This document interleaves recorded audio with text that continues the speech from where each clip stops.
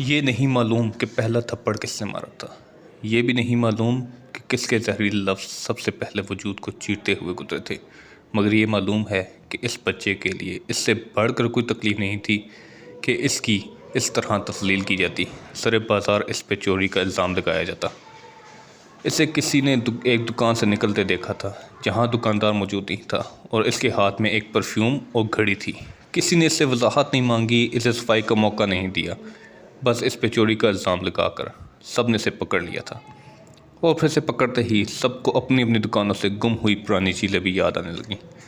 پھر کوئی ثبوت ڈھونڈے بغیر سب اپنی اپنی دکانوں سے گم ہوئی چیزوں کی چوری کا الزام اس پر لگاتے گئے ہیں، کیونکہ الزام لگانا کون سا مشکل کام ہے، مشکل تو الزام کو ثابت کرنا ہوتا ہے، مگر ہمارے ہاں تو بس الزام لگانا ہی کافی ہوتا ہے، ثابت کرنے کی تو ضرورت ہی نہیں ہوتی۔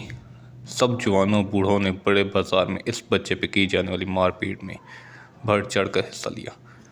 پولیس کو بلایا گیا، اس چھوٹے بچے کو کسی عادل مجرم کی طرح تھانے لے جایا گیا۔ اس کا گرباں کسی کے ہاتھ میں تھا تو قمیض کا پہلو کسی کے ہاتھ میں۔ سب لوگ اس پر تھو تھو کر رہے تھے، بڑھتے الزامات کے ساتھ تذلیل بھی بڑھتی جا رہی تھی، لیکن کسی کو پرواہ نہیں تھی کہ اس بچے پہ کیا گزر رہی ہے، یا اس بچے کی آنے والی زندگی پہ یہ سارا منظر کتنا اثر انداز ہوگا۔ سب لوگ بس تماشے کا حصہ بنے تھے، اس تماشے میں بڑھ چڑھ کر حصہ لے رہے تھے۔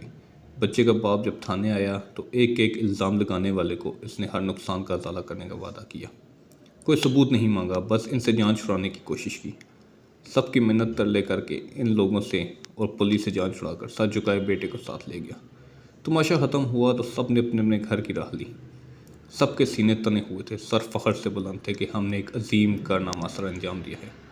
دن گزرا، شام ڈلی اور سب اپنے اپنے بستر پر چین کی نیند سو گئے، لیکن وہ بچہ جس کی بڑے بازار میں تذلیل کی گئی، جسے سر عام زرکوب کیا گیا، اس کے بارے میں کون سوچتا؟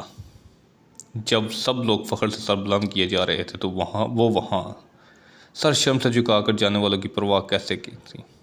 سب سو گئے، لیکن وہ بچہ کیسے سوتا؟ اس سے معلوم تھا کہ یہ تذلیل اب ساری عمر اس کی ہوگی، یہ داغ ہمیشہ ماتھے کا کلنک بنا رہے گا۔ میرے ماں باپ میری وجہ سے سب سے نظریں چراتے پھریں گے۔ بستر پر کروٹیں لیتا وہ بچہ کیسے سو جاتا؟ وہ لمبی رات اس بچے نے کس تکلیف میں گزاری ہوگی، اس کا اندازہ کیسے کرے گا کوئی؟ صبح ماں ناشتے پہ بلاتی ہے، لیکن بچہ ناشتے کی ضرورت سے آگے بڑھ چکا تھا۔ وہ ناشتہ کرنے کے بجائے گھر سے باہر نکل جاتا ہے۔ ماں آوازیں دیتی ہوئی پیچھے آتی ہے۔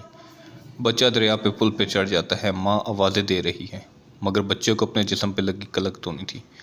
وہ پل سے دریا میں چھلانگ لگاتے ہوئے پلٹ کی ماں کی طرف دیکھتا ہے، الوداعی ہاتھ لاتا ہے، اور اس سے زیادہ سے مہلت نہیں ملتی، اس کا جسم دریا کے یخ پانی میں ڈوب چلا جاتا ہے۔ ماں چیختی ہوئی بچے کی طرف بھاگتی ہے۔ اس کا بیٹا اس کی آنکھوں کے سامنے جان کی بازی ہار رہا ہے، اسے دیکھ کر ہاتھ لا رہا ہے، مگر وہ اسے بچا نہیں سکتی۔ اس کے بیٹے تک پہنچنے سے پہلے ہی دریا کی تیز موجیں بچے کے جسم کو کہیں سے کہیں پہنچا دیتی ہیں۔ سب بچے کے بے جان لاشے کو ڈھونڈنے میں مگن ہیں، اور کسی کو خبر نہیں کہ بچے کے تکیے کے نیچے اپنی بہن کے نام ایک چھوٹا سا پیغام درج تھا: sorry my sister, I love you. یہ کوئی فرضی قصہ نہیں، کوئی افسانہ نہیں، چند دن پہلے پیش آنے والا ایک سچا واقعہ ہے۔ بچے کا نام صیغہ راست میں رکھتا ہوں میں۔ بچے کا باپ ان سب دکانداروں کے خلاف مقدمہ درج کروا چکا ہے جو چوری کا الزام لگانے میں پیش تھے، لیکن اب سب سے کیا حاصل؟ ہمیں تو اندازہ بھی نہیں ہوتا کہ ہمارے لفظ کتنے ظالم ہو سکتے ہیں، کتنا گہرا اثر کر سکتے ہیں۔ ہم تو بس کہہ دیتے ہیں، اور کہنے والے کا تو کچھ نہیں جاتا، سننے والے پہ جو بھی گزرے وہی جانے۔